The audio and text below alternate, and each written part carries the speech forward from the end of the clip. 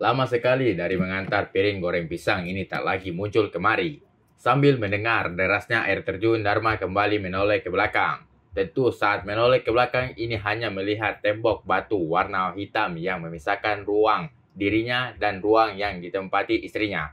Suara air terjun yang begitu deras juga membuatnya yang tak bisa mendengar suara dari balik batu itu. Ia bangkit berdiri karena penasaran. Tadi juga ia merasa seperti ada orang yang lewat. Apa itu? Jangan-jangan Nengsi yang diam-diam sudah pulang duluan. Pikirannya. Dharma menaruh tasbihnya di pinggir sajadah yang basah dan bangkit menuju tembok batu hitam yang menjadi penghalang pemisah ruang itu untuk mengecek. Ia kaget saat di sana. Nampak Nengsi tak ada di sana. Pencahayaan sudah sedikit namun masih jelas. Namun saat dia lebih jelas melihat di balik tembok kiri yang sedikit ke dalam, itu ternyata Nengsi di sana. Membuat Dharma lega karena dikiranya sudah pulang. Ia senang melihat istrinya tetap support mendukung proses hijrah suaminya. Nengsi yang sedang berdiri sambil membentukkan kain gembeng sarung yang berwarna coklat, namun yang membuat heran, badannya seperti basah karena keringat. Licin berkilau putih mulus, bahu dan terlihat sekesek karena keringat itu. Perasaan sore ini dingin sekali. Kenapa badannya berkeringat? Mama keringatan. Nengsi kaget. Ia baru sadar Dharma sudah berdiri di pintu gua dan menunjukkan gestur badan yang seakan berkata, hampir aja.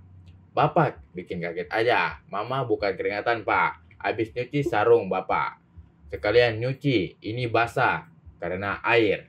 Ucap Neneng membetulkan kain kemben.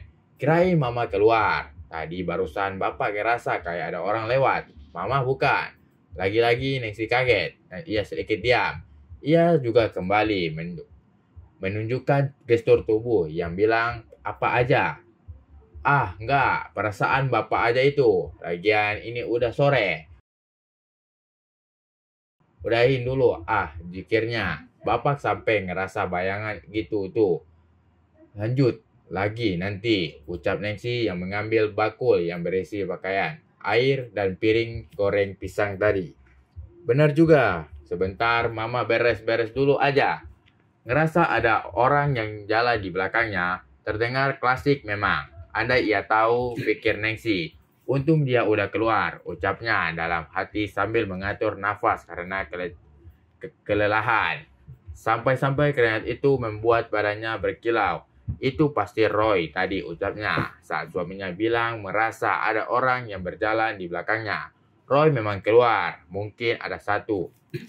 Ah, hanya saja Roy habis bercangkul dengan istri di gua ini. Nengsi merasa kelelahan. 2 jam ia dihajar dan tak pernah sekalipun ia merasakan seperti ini dengan suaminya.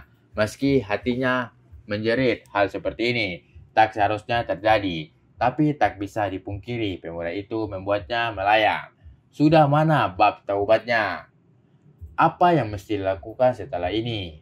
Pikirnya, apa yang harus dilakukan bila bertemu Roy lagi? Ia sadar, ini kesalahan, dan cukup kesalahan itu sebetulnya sampai di sini aja. Sampai di sini saja, tak mesti diulangi, karena pada dasarnya tiap orang pasti melakukan kesalahan. Sudah seharusnya ia tidak meneruskan dan menghindar. Harusnya ia mendukung support proses. Mau jadi apa kalau diterusin? Bisa acak-acakan si bapak. Pikirnya, aku harus fokus. Fokus untuk si bapak. Support si bapak. Taubatnya lancar. Harus jadi istri soleha. Sedikit tertawa mengucap kalimat itu. Tapi memang itu harusnya dilakukan. Aduh. Dibanting. Ini ada, ucapnya. Emang dasar calon wanita soleha. Ada aja yang nolong hidupnya. Ucapnya sedikit gila. Tapi ia juga berharap jangan sampai lagi terjadi lagi. Sambil menarik nafas panjang, ia beranjak menuju ruangan Dharma. Saat di sana, suasana sudah sedikit gelap. Namun masih terang dan jelas. Udah sore, Pak, ucapnya. Nengsi mengangkat piring bekas goreng pisang yang isinya sudah habis itu. Dharma membuka matanya. Iya, ucapnya sambil melipat sajadah yang basah.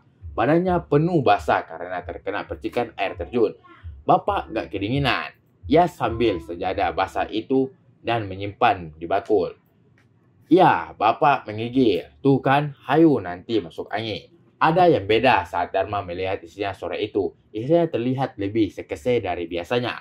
Kok Mama beda? Sekese, ucap Dharma. Ah, si Bapak. Itu karena gua ini lembab, Pak. Jadi Mama campur keringat. Kalau sekese mah itu bapaknya aja yang Victor. Dalam kurung pikiran kotor. Soalnya kedinginan, jawab Nancy dan berharap. Bisa aja Mama, tapi emang makin cantik sih. Tanya Dharma tersenyum sambil melihat bahu mulus istrinya yang mengkilap karena keringat.